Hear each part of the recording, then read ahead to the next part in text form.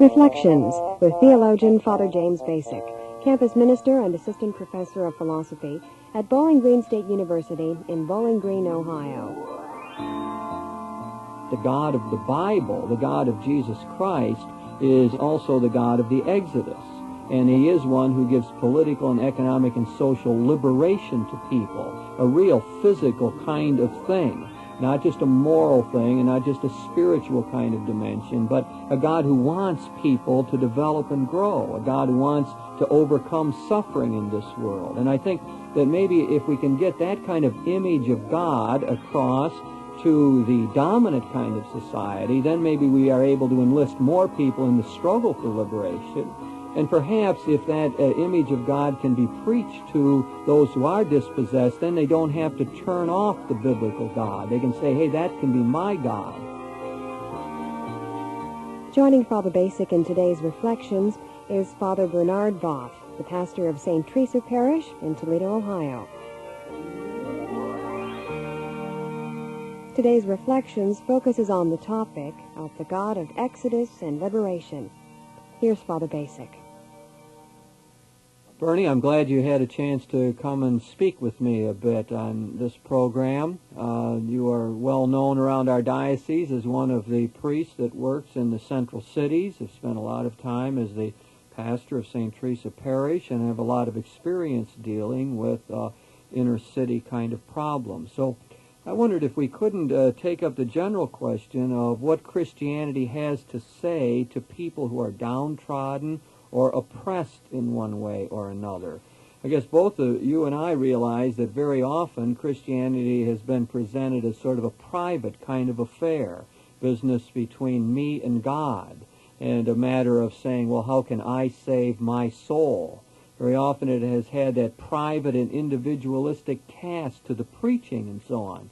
And I think people who are downtrodden or are feeling somehow that they are dispossessed in the society have often turned off that message. They have felt that, well, it has nothing to say to me.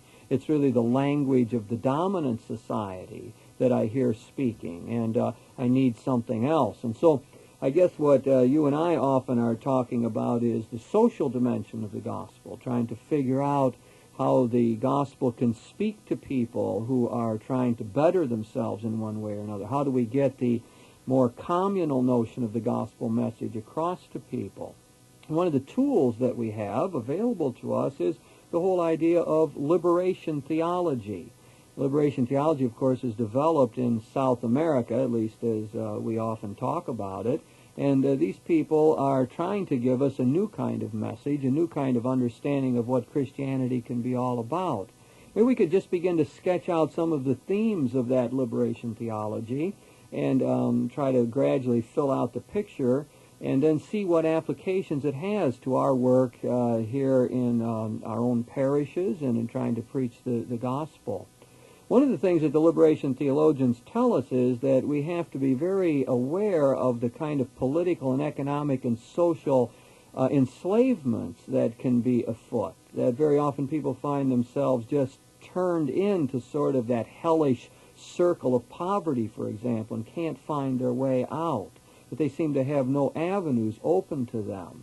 And I suppose one of the things that the liberation theologians tell us is that we should look to the God of the Exodus, the God of the Exodus who gave political and social and economic freedom to his people, who took the Israelitic people who were slaves in Egypt under the Pharaoh and gave them the great Exodus experience, getting them out of that land and giving them their own land flowing with milk and honey, as the Scriptures say. So perhaps we could begin by concentrating on this theme of this political, economic, and social liberation and ask ourselves, well, how could we develop that theme? Or what does it have to say to us? What does it have to say to you as a pastor of an inner city parish? Any of that you want to pick up on, Bernie, at all? Well, I think, first of all, we start out from the whole sense of the Gospels from St. Luke, whose Gospel is primarily concerned about the poor and the downtrodden, the oppressed, the Anawim of his age. Jesus came especially to them.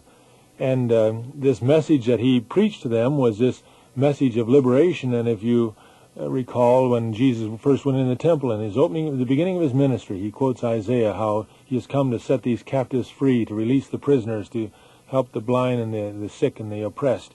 and all those, to relieve them from all their burdens and all their sufferings and all their tribulations and trials. And in the end of Luke's gospel, when he speaks about how when Jesus is discussing with his disciples when he came, who is the greatest among you?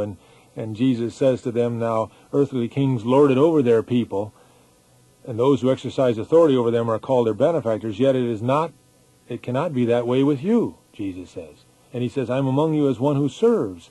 And so if you're going to be one of my followers, then you too must be willing to come to serve and not to use your authority and your power to exercise any kind of domination over anyone else. And so if the gospel, as the liberation theologians have described it, if the gospel and the message of Jesus and the good news of Jesus is that he has come to set free the prisoners, to release the captives, and to eliminate this domination using my earthly authority, whether it's economic, whether it's political or social, class structure, whatever it may be, any kind of domination, the liberation theologians tell us, is contrary to the spirit of the gospel. And now the challenge for us is then, how are we going to flesh this out? How are we going to work it out in the individual and the particular situations?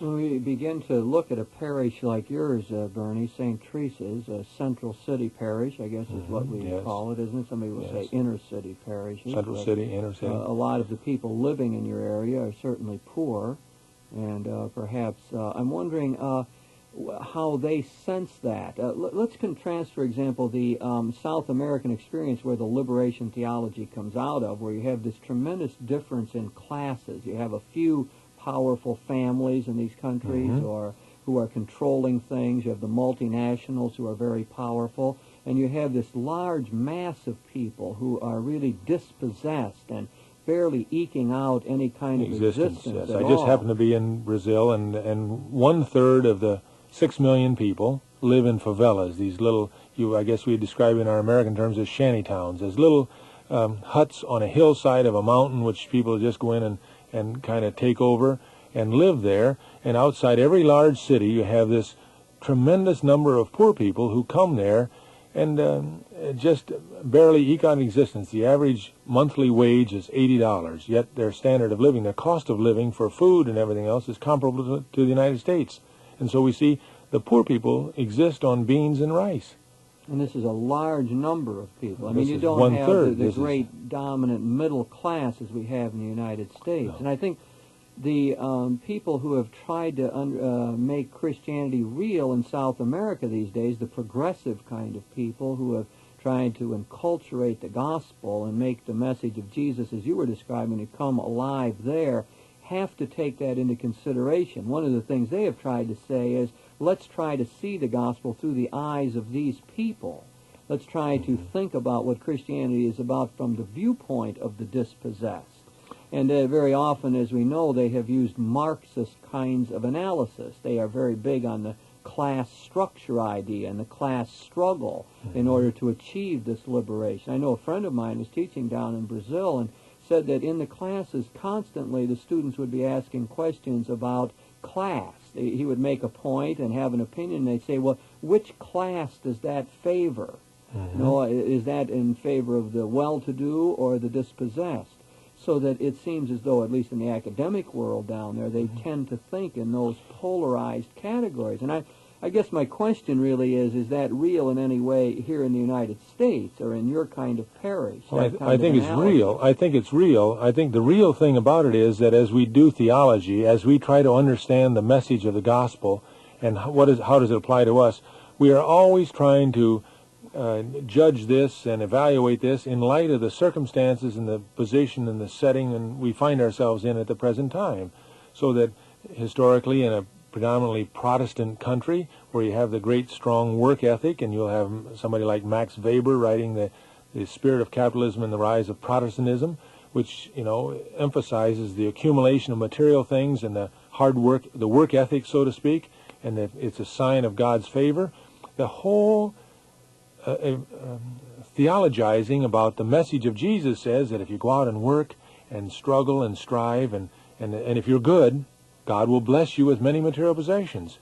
Well, that's not always true, because that's true if you have a good job and you have an opportunity for a job and you have an opportunity to advance yourself. But if you are one of the minorities and someone who is not able to get a good job and someone who is struggling to break through that economic barrier. And if there is a prejudice in the predominant society which prohibits them from advancing to a job which will earn them more, then that is not true for them. They can work harder, and the more they work, the more behind they get.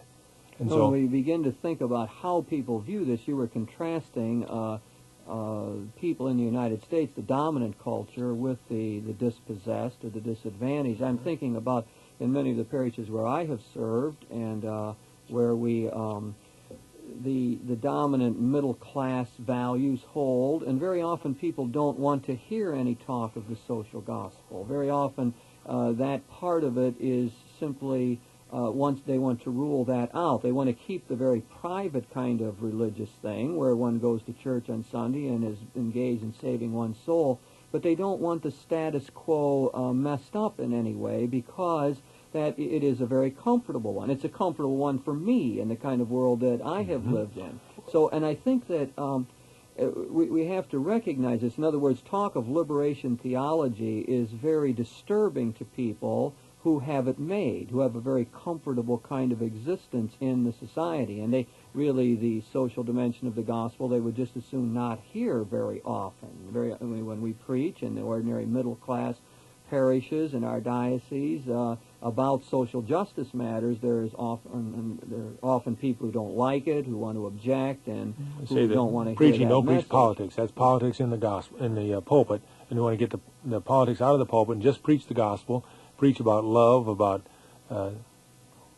avoiding sin and loving God, and that's all. Themes of prayer. Prayer and a spiritual development and spiritual growth and all those kind of things with that personal kind of spirituality. But as you say, because it touches us, but I think if you look at the whole message of Jesus and his example, to whom did he come? And he did try to disturb the status quo. He did try to shake them up, to give them the new point of view to deal with. You can't just get caught up in the law, as it were, and try to define the law and how one is going to save one's soul by all the various distinctions about the law and the interpretations of the law and the various rabbis who would come and interpret this. Jesus says he's going to throw over that, in a sense. He's going to fulfill that with a new dimension about service, about love, about caring for your fellow man. And the measure of my gospel is how much am I willing to go out and to serve and to do something for this other person who is in need. And we see all those parables which describe this. The parable of the Good Samaritan is not just a question about a robber, someone who fell in among the robbers, but it's a question of going out and serving my fellow man. And which one fulfilled that command? The lawyer knew the commands to love God and to love his neighbor, but in order to justify himself, who is my neighbor? My neighbor is someone who is in need.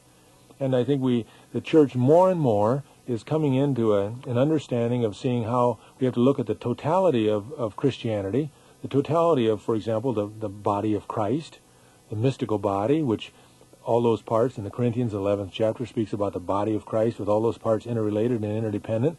And if one part suffers, the whole body suffers.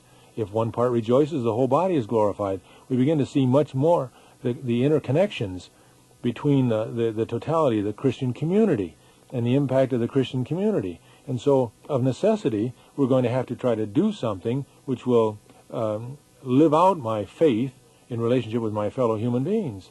And so this immediately moves us beyond the personal realm of my private prayer life and my relationship with God, and how am I going to reach out and begin to try to do something with somebody else.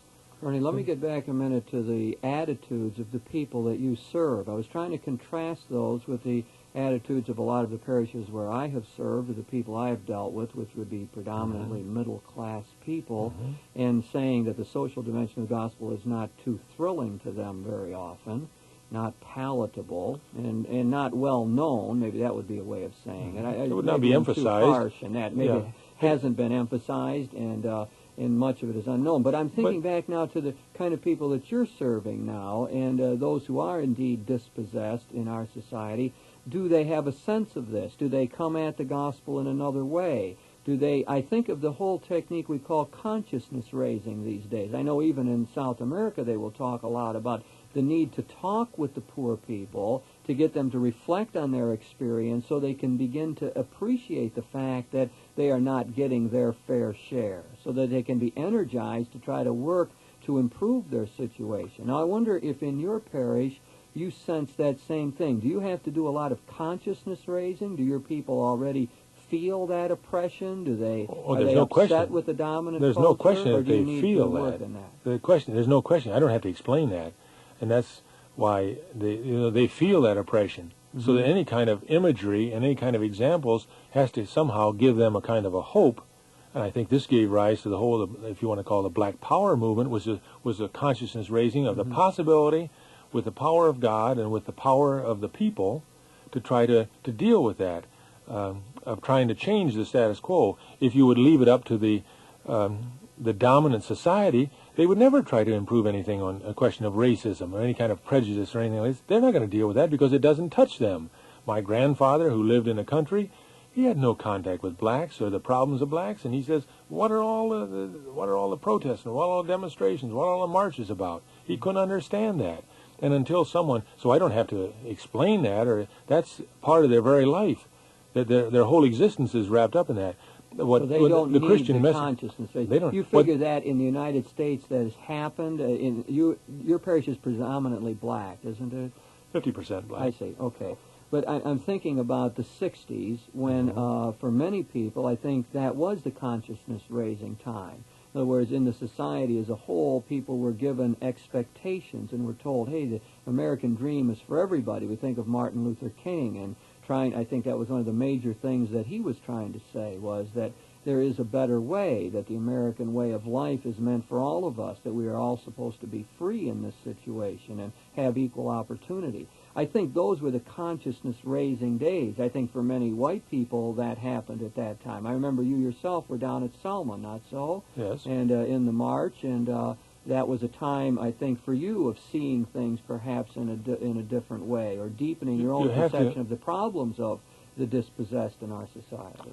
That we have to come in to contact with people who have problems. At one point, I was with the Toledo Metropolitan Missions, which is a department of the Toledo Area Council of Churches. I was a Catholic staff member there. And we tried to do a social action project in one of the suburbs here around Toledo. I don't know if you want me to name it or not, but the point was we tried to get them, and the people in the suburbs would say, we don't have any problems here. We don't have any. And even when I was at St. Patrick of Heatherdowns with the CFM, people would say, well, we don't have any problems in Toledo. And it wasn't until they sat down and talked with some racial problems. We don't have any racial problems. We don't have any racial problems in Toledo. Until they sat down and talked with some black people, they didn't understand what was going on the other. They couldn't understand it. And once we sat down, people would come back, and it was amazing to see the change in their attitude, to come back and say, well, we do have some problems. And it raised their consciousness, even in their own factories or in their own offices. Would say I remember one engineer who said, yes, we have a black working in our office, but we let him run the blueprint machine only. He was a college graduate, only running a blueprint machine. Well, he never put that together because no one ever confronted with him. And at the time, there was not the possibility. When I went to college at St. Joseph's College in Rensselaer, we had, I think, 5 blacks in a student body of 1,000 people.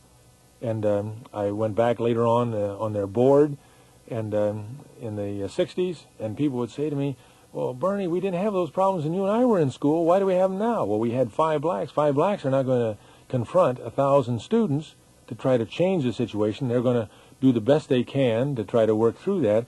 It wasn't until they had some hope of trying to change the situation. They had been through that whole experience in terms of our whole society, the political scene, the economic scene, that if they were going to survive, and there was always that kind of oppression with the lynchings and this sort of thing.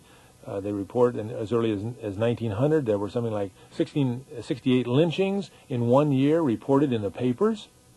Well, if you're going to do that, well, somebody's not going to raise his voice very loudly to protest against the status quo. And if you can subdue those problems and this sort of thing, we're going to say, well, there isn't any problem then. Huh?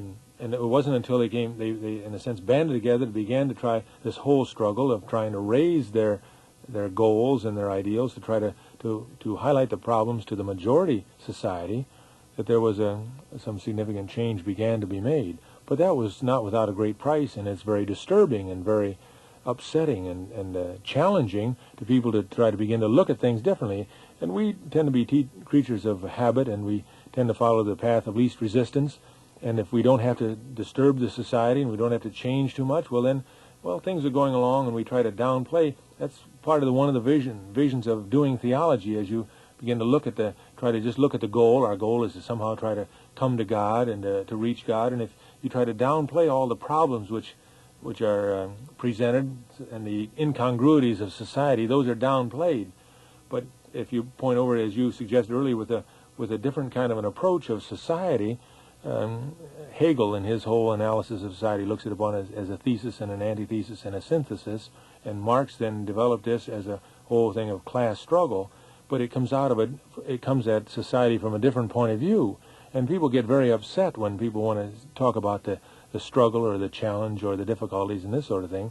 And we do our theology around a particular perspective, and this is not uncommon. The Catholic Church in her tradition did not want to accept democracy right after the French Revolution because of the oppression to the...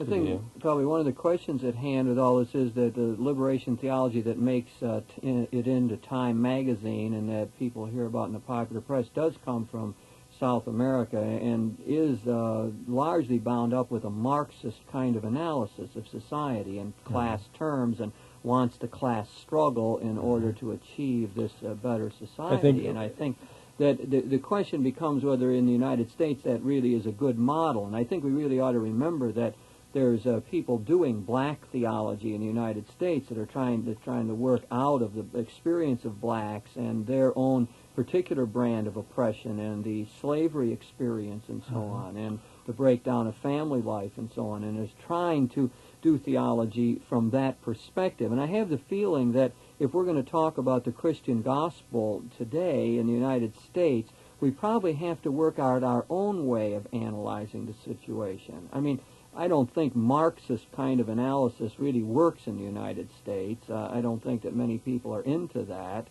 And I think we would probably have to try to figure out other ways. I think Martin Luther King may well have given us some guidelines for that, about what true freedom is all about and how the dispossessed in our society might work to try to improve themselves. I'm not sure that it is through the kind of revolutionary kind of thing that Marx talks about. It appears as though some progress can be made through the kind of system that we already have set up, because the system calls for equality. The system calls for the dream being shared. I think his approach was not so much revolution, but let's live out the ideals that the country was founded upon. We came out of a revolutionary experience, but it was a time then for all of us to try to share in this. And the real problem was that the blacks, the minorities in the United States didn't get that opportunity. So I'm thinking that we need a new kind of analysis. Mm-hmm. I think the analysis, maybe we can learn something from the experience of doing that, but I think you have to start out from the analysis that's going to involve a struggle, it's going to involve some conflict, it's going to involve some different points of view, and I think we have to begin to sit down and talk about those different points of view and try to see it. As soon as you are expressing what is, in my discussions with people, as out of my recent experience and just some of my reading on liberation theology, that as soon as we talk about Marxists, they see this revolutionary. And my reading of some of the liberation theologians is not that they do not want to change a revolution. They do not necessarily want to have a revolution from one dictator to another dictator, or one form of oppression to another form of domination, and this sort of thing. But what they're really striving for is that it would open up somehow and begin to greet and to deal with more people would be brought into the mainstream to share in the goods of God's creation, that they would really be more free to live a human kind of existence, and it calls us to be part of this whole brotherhood and this whole way of life then, huh? Mm-hmm. I think we started out, Bernie, talking about what Christianity would have to say about this situation, and we brought up that theme of the Exodus, where it is clear that the God, Yahweh, of the Israelitic people was the one who wanted them to be free, who tried to overcome the oppression and the enslavement that the Israelites were undergoing in Egypt.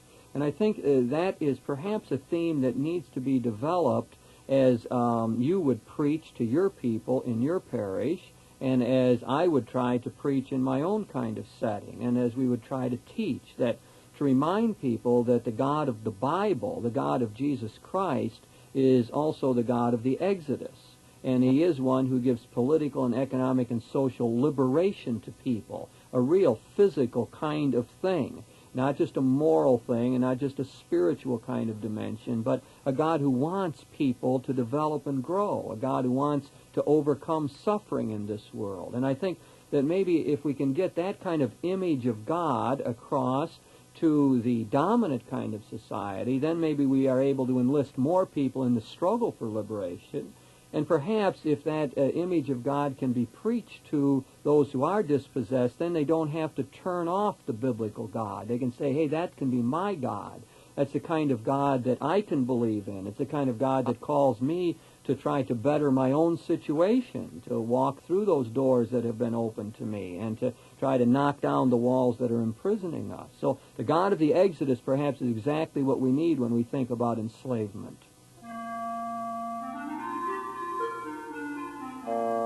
You've been listening to Reflections with your host, theologian Father James Bacik, campus minister and assistant professor of philosophy at Bowling Green State University in Bowling Green, Ohio.